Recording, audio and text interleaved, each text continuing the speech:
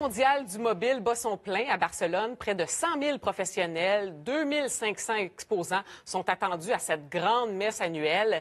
Il est notamment question d'intelligence artificielle et on en discute avec Bruno Gugliel-Minetti. J'ai presque réussi, hein? Désolé, monsieur Gugliel-Minetti. Je suis pas la première qui réussit pas, désolé. Alors, racontez-nous de quoi il est question. La plupart des géants des télécommunications sont là. Oui, bien écoutez, ça fait quelques années, je pense que ça fait 19 ans qu'ils sont maintenant à Barcelone. Auparavant, c'était à Cannes et ça a commencé à l'époque, longtemps là, avant la 4G, ça a commencé à l'époque des GSM et c'était un peu la rencontre annuelle de l'industrie des télécommunications, principalement européen, puis avec le temps, c'est devenu un peu la rencontre internationale des joueurs qui sont dans le domaine de la télécommunication, donc pensez là, évidemment au téléphone cellulaire, sauf qu'avec le temps, c'est en train de devenir quelque chose qui a à voir avec tout ce qui est connecté. Et comme vous le savez, la plupart des produits électroniques maintenant qu'on a dans notre entourage, ils sont connectés. Alors on le voit, ça va maintenant jusqu'aux voitures. Oui, c'est ça. C'est pas devenu le CES, mais ça commence à grandir. Et on parle beaucoup d'intelligence artificielle cette année? Beaucoup.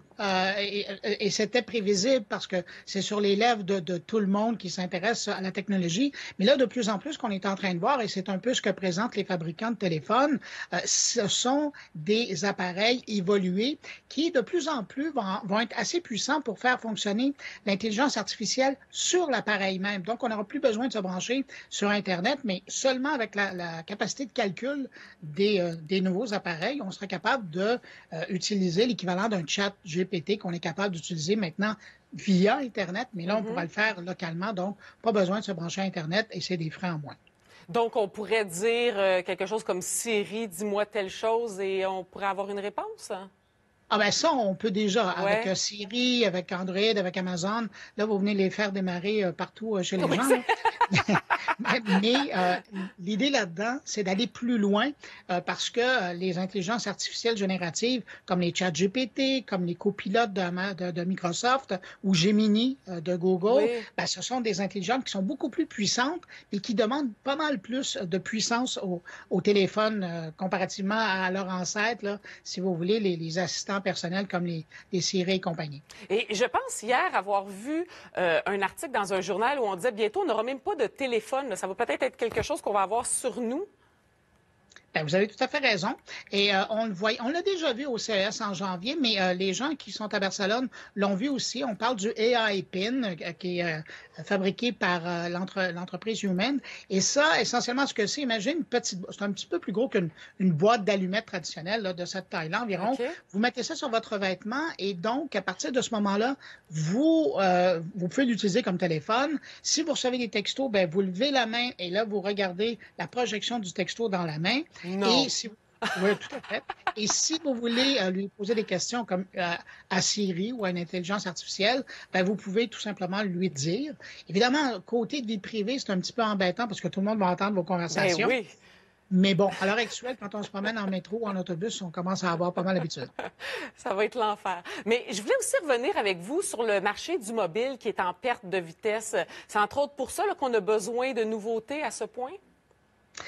Faut comprendre que, puis vous avez dit le mot juste, c'est une industrie et ils ont besoin de créer des nouveaux appareils pour intéresser les consommateurs à renouveler leur parc de téléphones. Et c'est pour ça qu'on revient toujours avec des appareils toujours plus puissants, qui ont encore plus de fonctionnalités.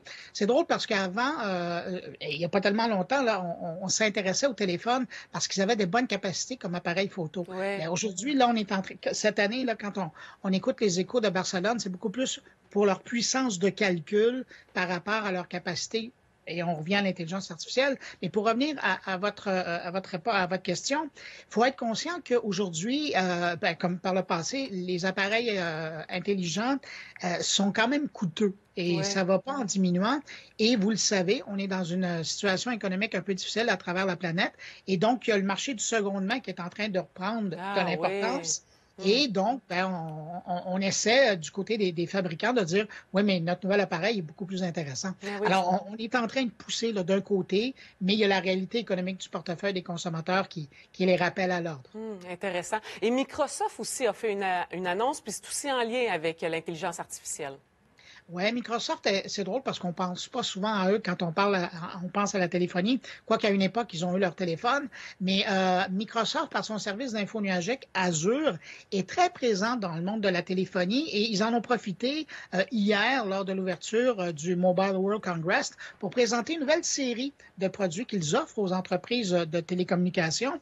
Alors imaginez, ils arrivent avec un système qui s'appelle Azure Operator Call Protection et qui, en temps réel, va analyser les appels pour essayer d'aider les utilisateurs des téléphones à savoir si c'est un voleur, un cybercriminel qui essaie de les arnaquer. Et c'est dans l'étude, dans l'écoute de la voix et aussi évidemment des données qui sont relayées. Probablement qu'on va surveiller la provenance des appels. Mais c'est pour vous dire qu'on est en train d'essayer de bonifier l'expérience des utilisateurs. Mais de l'autre côté aussi, on arrive avec des solutions qui sont beaucoup plus spécialisées, mais qui vont permettre, par exemple, aux ingénieurs qui sont en charge des réseaux de télécommunications d'analyser en temps réel, grâce à l'utilisation d'intelligence artificielle, la santé de leur réseau et être capable d'opérer certaines corrections sur le réseau de télécommunications, tout simplement en passant par le réseau Azure et l'intelligence artificielle. Incroyable. Merci beaucoup, Bruno Gugliel-Minetti. C'était parfait. À bientôt. Merci, au revoir.